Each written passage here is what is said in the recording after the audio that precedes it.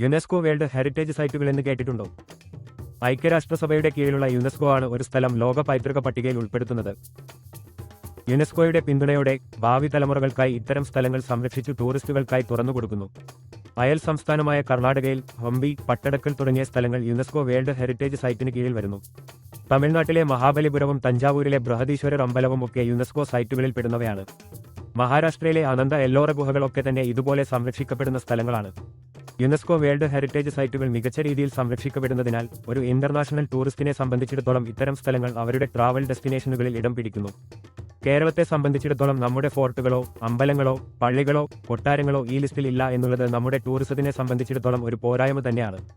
പത്മനാഭപുരം കൊട്ടാരം, ബേക്കൽ ഫോർട്ട്, കണ്ണൂർ കോട്ട എന്നിവയൊക്കെ യുനെസ്കോയുടെ ലിസ്റ്റിൽ എത്തിക്കാൻ കേരളത്തിലെ സർക്കാരും ശ്രമിക്കേണ്ടതുണ്ട്. ഒരു വിദേശ ടൂറിസ്റ്റിനെ സംബന്ധിച്ചിടത്തോളം കേരളത്തിൽ പോകണോ അതോ ശ്രീലങ്കയിൽ പോകണമോ എന്ന ഒരു താരതമ്യ പഠനം നടത്തിയാൽ മിക്കവരും തിരഞ്ഞെടുക്കുന്നത് ശ്രീലങ്കയാണ്. രണ്ടു സ്ഥലത്തെയും ഭൂപ്രകൃതിയും കാലാവസ്ഥയും ഒരുപോലെയാണ്. പക്ഷേ ശ്രീലങ്കയെ സംബന്ധിച്ച് 8ഓളം യുനെസ്കോ ഡെസ്റ്റിനേഷൻസ് ഉണ്ട് എന്നത് ഒരു പ്ലസ് പോയിന്റ് തന്നെയാണ്.